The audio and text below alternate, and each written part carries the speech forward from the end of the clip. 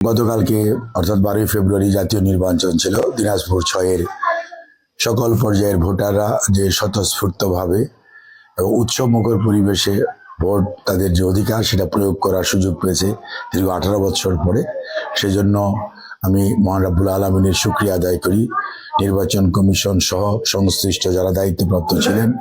তাদের দায়িত্ব সঠিকভাবে পালন করার জন্য তাদেরকে আমি ধন্যবাদ জানাই, কৃতজ্ঞতা জানাই এবং সবচেয়ে বেশি কৃতজ্ঞতা জানাই ভোটার ভাই বোনদেরকে। যে সমস্ত মা বোনেরা, মুরব্বীরা এবং ভোটাররা এলাকাবাসী উৎসব মুখর পরিবেশে তাদের অধিকার প্রয়োগ করেছেন, সেজন্য তাদেরকে আমি সংগ্রামী সালাম জানাই, অভিনন্দন জানাই, কৃতজ্ঞতা জানাই। আর এই অধিকার প্রয়োগ করতে যে ওনারা যে দায়িত্ব ধানের শীষের প্রতি জনাব তারেক রহমান, বিএনপি তথা আমার উপর যে এলাকার যে দায়িত্ব ওনারা সেবা করার দিয়েছেন, সেজন্য আমি আমার পরিবারের পক্ষ থেকে, আমার দলের পক্ষ থেকে এবং সর্বোপরি আমি মহান রাব্বুল আলামিনের শুকরিয়া আদায় করি এবং ওনাদেরকে ধন্যবাদ, কৃতজ্ঞতা জানাই।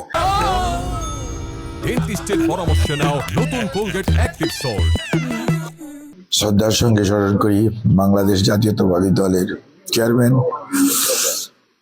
গণতন্ত্রের মা, সাবেক 3বারের প্রধানমন্ত্রী মরহুমা দেশনেত্রী বেগম খালেদা জিয়াকে। আল্লাহ রাব্বুল আলামিন ওনাকে বেহেশত নসিব করুক। আর সেই সাথে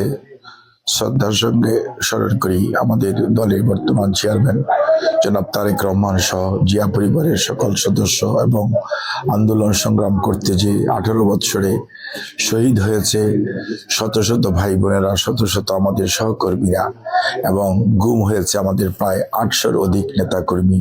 এবং অনেকেই পঙ্গুত্ব বরণ করেছে, পঙ্গুত্ব নিয়ে এক দুঃসহ জীবনযাপন করেছে। বিশেষ করে জুলাই আগস্টে যে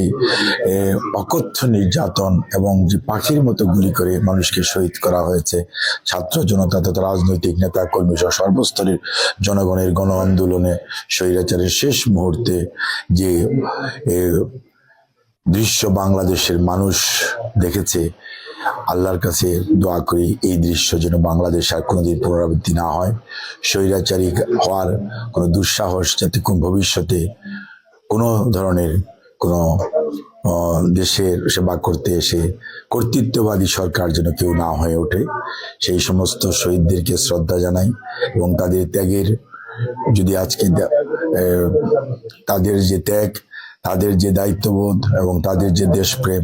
সেটা মূল্যায়িত হবে যদি আমরা আজকে যারা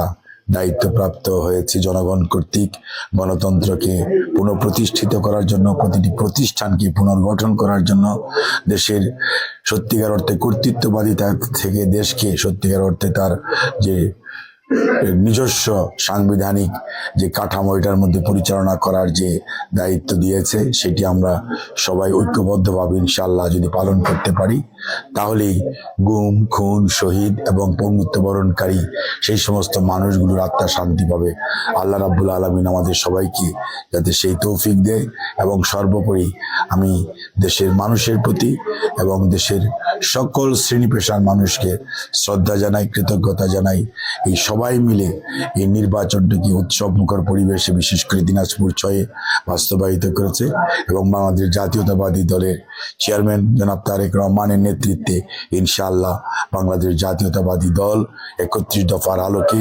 একটি আগামীর বাংলাদেশ যেখানে সুশাসন থাকবে, কোনো ধরনের বৈষম্য থাকবে না এবং উন্নয়ন অগ্রগতি হবে